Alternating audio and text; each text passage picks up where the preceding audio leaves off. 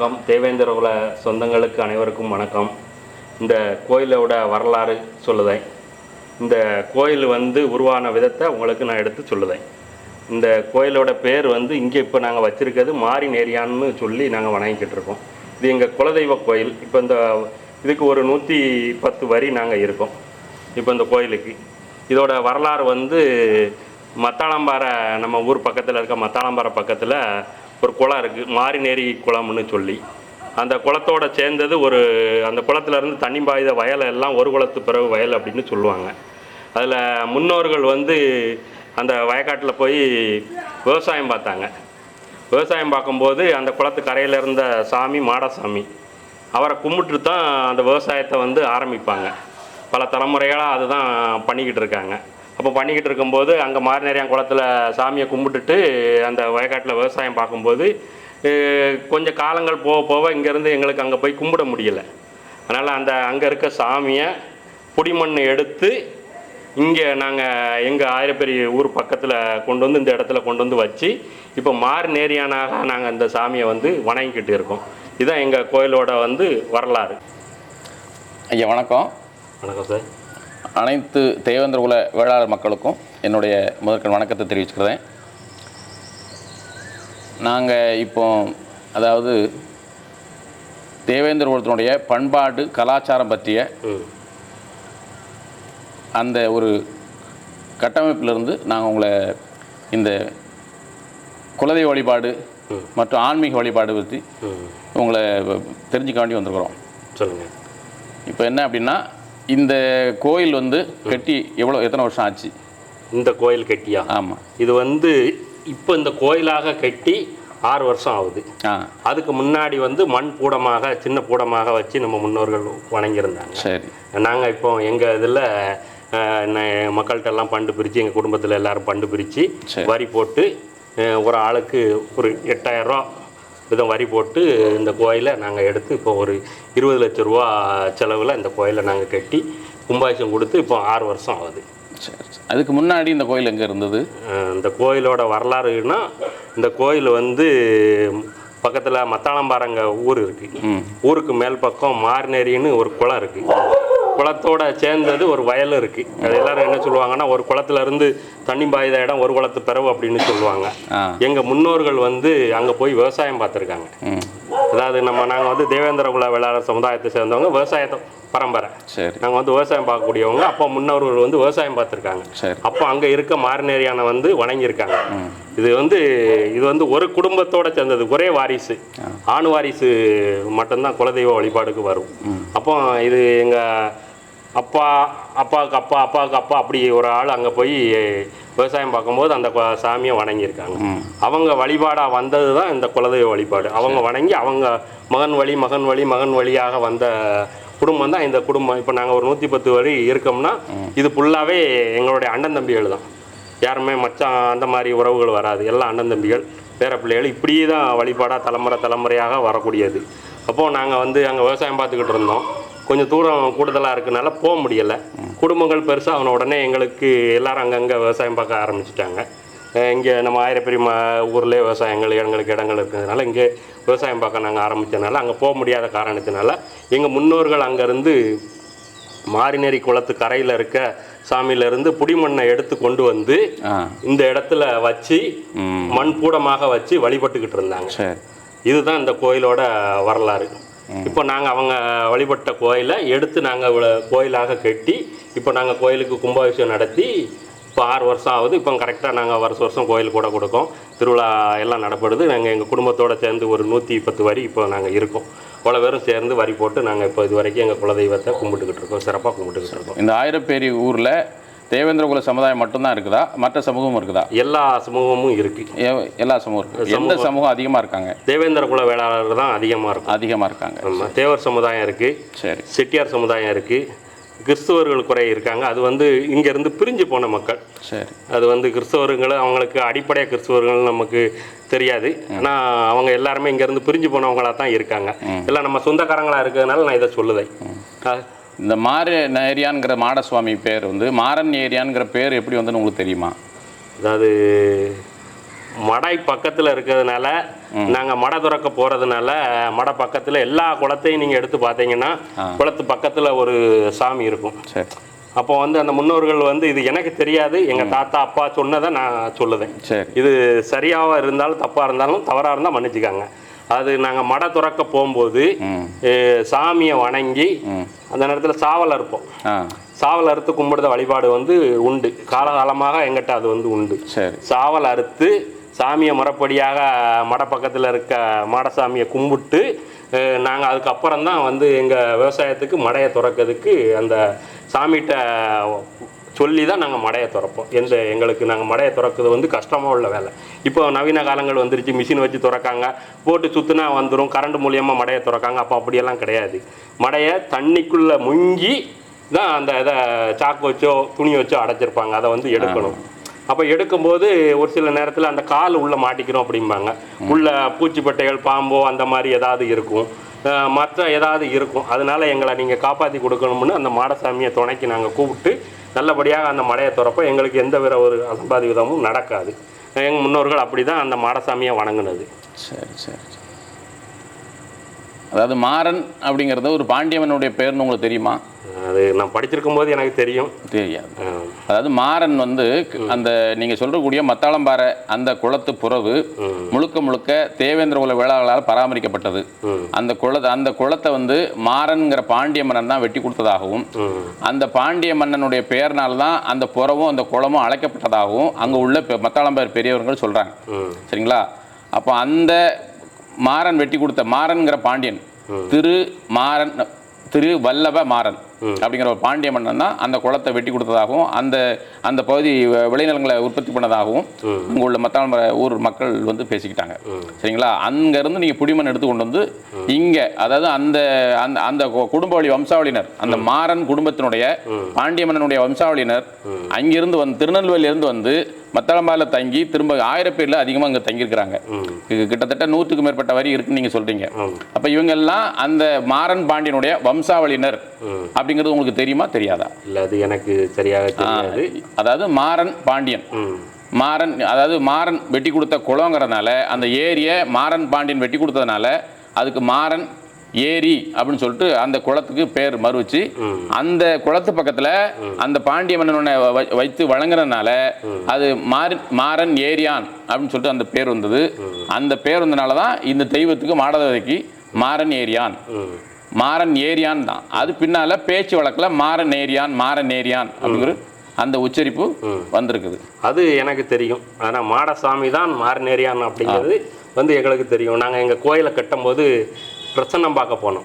எல்லாரும் சொல்லுவாங்க கோயிலை கட்டும்போது பிரசன்னம் பார்த்து தான் கட்டணும் அப்படின்னு சொல்லுவாங்க. அப்போ நாங்கள் எங்கள் வரியிலேருந்து பெரிய ஆளுகள், எங்களோட மூத்தவங்க, எங்கள் அண்ணங்கள், அப்பா, தாத்தா, இப்படி நாங்கள் ஒரு 10-20 பேர் போய் கேட்டோம். அப்போ அந்த பிரசன்னம் பார்க்க இடத்துல வந்து மாறின் ஏரியான்னு பிரசன்னம் பார்த்தோம், வரல. மாடசாமின்னு பார்த்த பிறகு தான் வந்துச்சு. சரி சரி. அப்போ மாடசாமி தான் மாறின் ஏரியானாக மாறினது எங்களுக்கு ஓரளவு தெரியும். சரி சரி சரி. ஆனால் இப்போதைக்கு எங்கள் கோயிலில் வந்து நாங்கள் முழுக்க மாடசாமிங்கிறத மாறின் ஏரியானாகவே நாங்கள் வழங்கிட்டு இருக்கோம். சரி சரி. இந்த கோயிலுக்கு பக்கத்தில் குலசேகரப்பேரின்னு வந்து குளத்து பக்கத்தில் தான் இருக்குது இல்லையா? ஆமாம், குளத்திலே தான் இருக்குது. குளத்தில் தான் இருக்குது கோயில். இதுக்கு அடுத்து குலசேகரப்பேரின்னு ஒரு தேவேந்திர குல மக்கள் அதிகமாக ஆளக்கூடியவங்க இருக்கிறாங்களா இல்லையா? இருக்காங்க. எத்தனை தெரு இருக்காங்க அங்கே? ஒரு 5 தெரு இருக்கும். 5 தெரு இருக்கும். அவங்க முழுக்க தேவேந்திர குல வேளாளர் சமூகத்தை சேர்ந்தவங்க தான். சரி. இது வந்து இந்த குலசேகரப்பேரி அப்படிங்கிற ஊரில் தேவேந்திர மக்கள் தான் அதிகமாக இருக்கிறாங்க. அப்போ இந்த ஊர் பக்கத்தில் தென்காசியில் குலசேகரப்பேரியான் அப்படிங்கிற ஒரு கோயில் இருக்கா இல்லையா? இருக்குது. அப்போ இந்த ஊருக்கும் குலசேகரப்பேரிங்கிற ஊருக்கும் அந்த குலசேகரன் அந்த கோயிலுக்கும் ஏதாவது தொடர்பு உண்டா? இருக்கு. போய் தானே நம்ம ஊர் பேர் தானே சாமிக்கே வச்சிருக்காங்க, குலசேகரநாதர்னு தான் வச்சிருக்காங்க. அப்போ அந்த கோயிலுக்கும் இந்த குலசேகரப்பேரி ஊரில் இருக்கக்கூடிய தேவேந்திர குல வேளாளர் மக்களுக்கும் தொடர்பு இருக்கு. சரி. இதில் ஏதாவது வழிபாட்டு முறையில் எதுவும் தொடர்பு இருக்கா?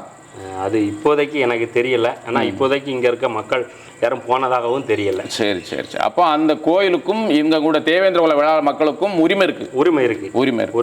அது நான் தெரியுது உங்களுக்கு? அது தெரியும். சரி.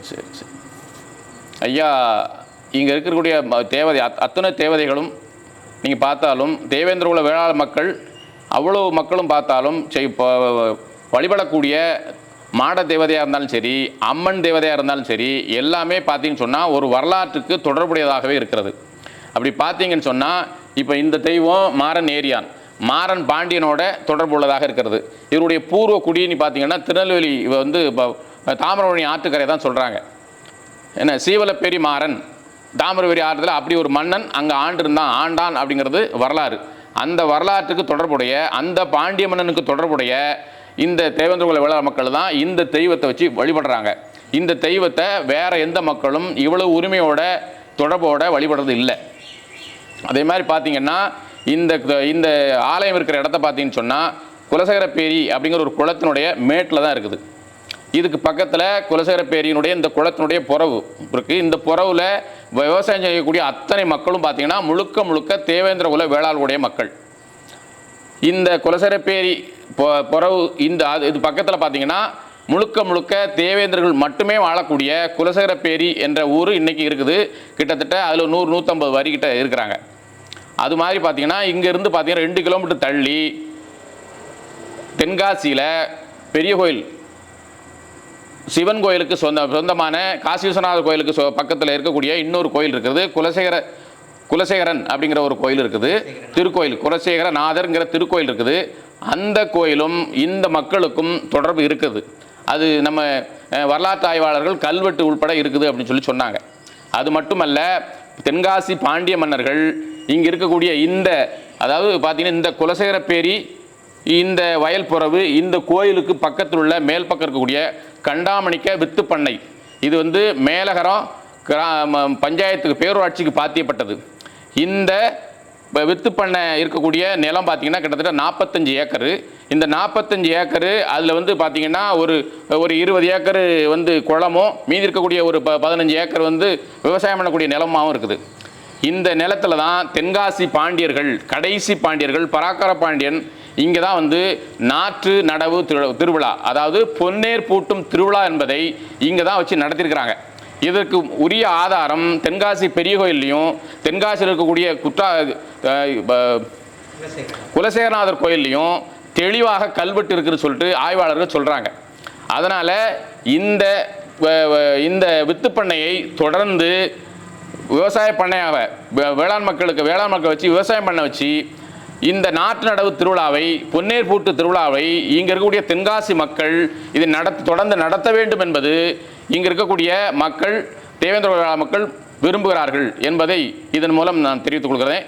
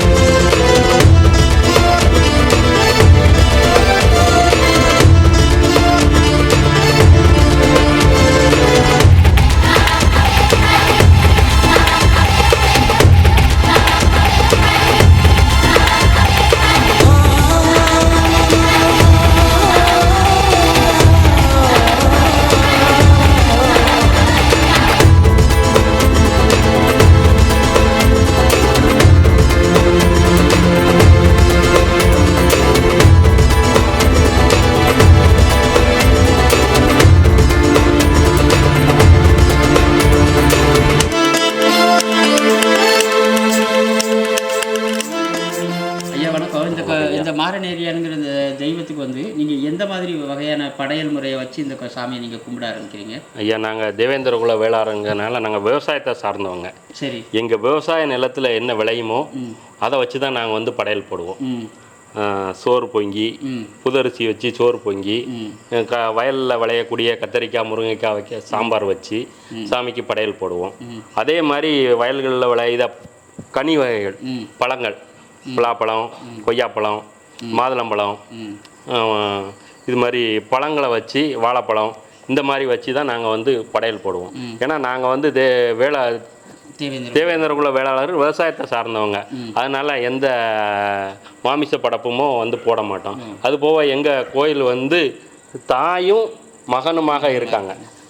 அம்மாளோடைய பேர் வந்து ஈஸ்வரி அம்மாள், சாமியோட பேர் வந்து மாடசாமி மாரிநேரியான். அதனால் இந்த கோயில் வந்து ரொம்ப ஒரு எப்படி சொல்ல, ஒரு சிவன் கோயில், ஒரு முருகன் கோயில், அந்த மாதிரி கோயிலுக்கு இணையான கோயில். பார்க்க தான் சிறிது வழிபாடில் இருந்தாலும் இந்த கோயிலோட பெருந்தெய்வத்தை உள்ள வழிபாடுகள் தான் நடந்துக்கிட்டு இருக்கு.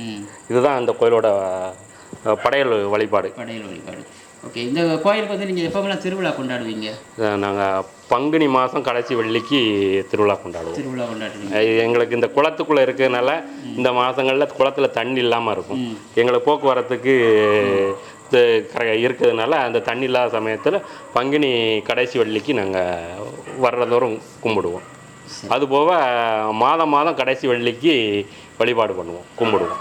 மாதம் கடைசி வெள்ளிக்கு ஒவ்வொரு மாதமும் கடைசி வெள்ளிக்கு கோயிலில் நாங்கள் சாமி கும்பிடுவோம். இதே படையல் போட்டு தான் நாங்கள் கும்பிடுவோம். சரி, இந்த கோயிலுக்கு தினசரி பூஜை முறைகள்லாம் எப்படி பண்ணுறீங்க? தினசரி வந்து சாயங்காலமாக வந்து பூஜைகள் பண்ணுவோம்.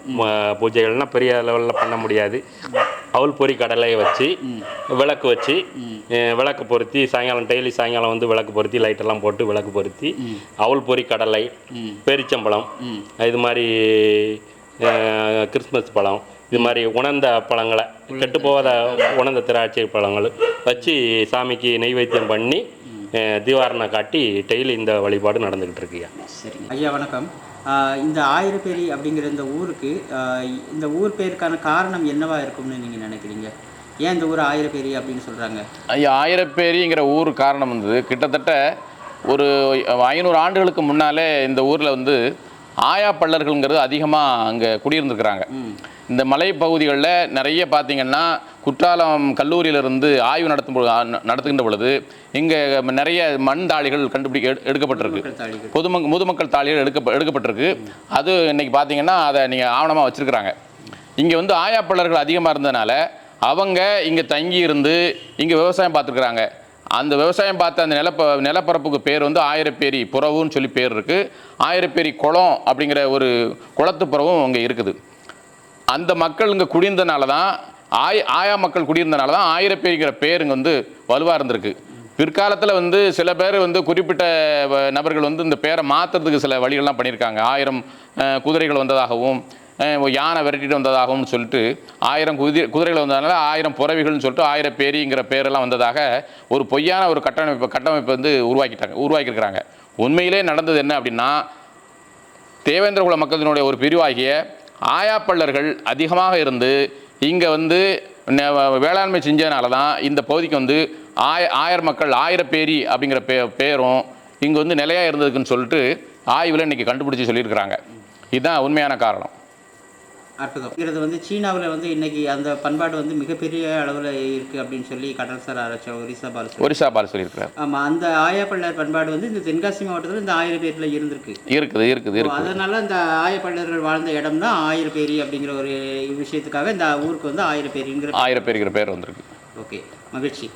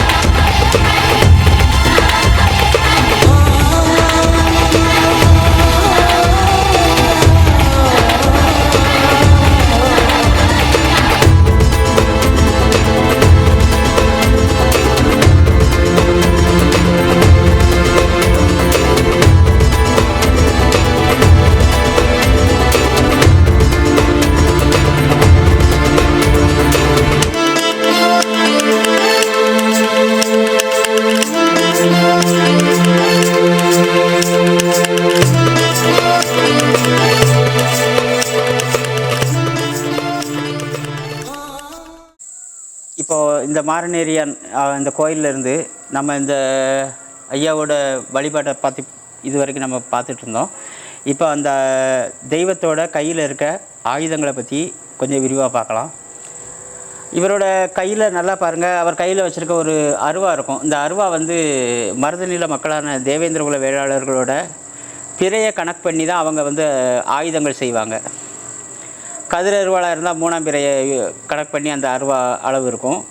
வெட்டு அருவாளாக இருந்தாலும் ஒவ்வொரு மாவட்டத்துலேயும் ஒவ்வொரு விதமான பிறையை கணக்கு பண்ணி அருவா அடிப்பாங்க. இப்போ இந்த மாரநேரியான் கையில் இருக்க இந்த அருவாளுக்கு வந்து 3ஆம் பிறையை கணக்கு பண்ணி இந்த அருவாளை அடிச்சிருக்காங்க. இது தென்காசி மாவட்டத்து தேவேந்திர குல வேளாளர்களோட ஒரு சிறப்பு. ரெண்டாவது வந்து இந்த காவல் அப்படிங்கிறது வந்து மருதநில மக்கள் வந்து குறிப்பாக வந்து ஆறு, ஏரி, குளங்கள் இந்த மாதிரி வயல்வெளிகளை எல்லாத்தையும் உருவாக்கி அவங்களோட வாழ்வியலையும் அதோட கரைப்பகுதிகளிலே அமைச்சிக்கிட்டாங்க. அப்படி ஒரு அமைந்த இடமா தான் இந்த தென்காசி பாண்டியர்களால் உருவாக்கப்பட்ட, தென்காசி பாண்டியர்களோட முதல்வனான பராக்கிரம பாண்டியனோட உடன் பிறந்த தம்பியான குலசேகர பாண்டியன் பெயரால் உருவான இந்த குலசேகர பேரி குளத்துக்கரையில் இந்த மாரநேரியான்கிற இந்த தெய்வம் அமைஞ்சிருக்கு.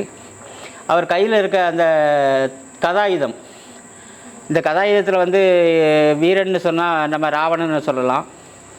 அதே மாதிரி ஒவ்வொரு படை வீரனுக்கும் ஒவ்வொரு விதமான ஆயுதங்களை கையாளக்கூடிய திறமை இருக்கும். அதே மாதிரி இந்த மாரநேரியானுக்கு வந்து அந்த கதாயுதத்தை பயன்படுத்தக்கூடியதில் வந்து அற்புதமான ஆற்றல் அவர்கிட்ட இருக்குது அப்படிங்கிறத வந்து அவரோட ஆயுதம் மூலமாக அவர் நம்ம தெரிஞ்சுக்கிற முடியுது.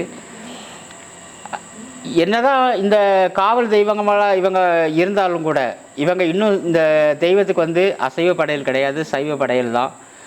மண்ணை உழுது உழவு தொழில் செய்து மண்ணிலிருந்து உருவாகும் அனைத்து விதமான பொருட்களையும் வச்சு தான், விளைபொருட்களையும் வச்சு தான் இந்த தெய்வத்துக்கு படைக்கிறாங்க. இந்த தெய்வத்துக்கு வந்து இரத்த பலி கிடையாது.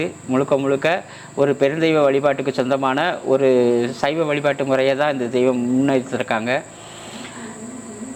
இது வந்து இந்த பகுதி மக்கள்கிட்ட இருந்து நாம் தெரிஞ்சுக்க வேண்டிய ஒரு மிகப்பெரிய விஷயம்.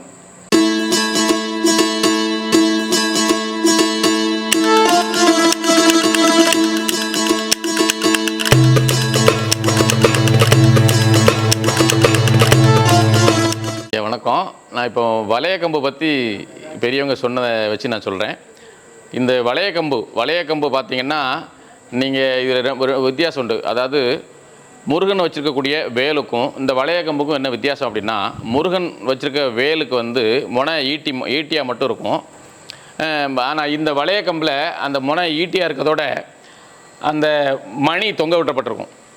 இதுக்கு என்ன காரணம்னா, படை வீரர்களும் மன்னர்களும் மக்களை பாதுகாக்கிறதுக்காக வேண்டி நகர்வலமோ ஊர்வலமோ வந்தாங்க அப்படின்னு சொன்னால், இரவு நேரத்தில் காவல் காக்கும் பொழுது வளையக்கம்பு வச்சு ஊர்வலம் வருவாங்க.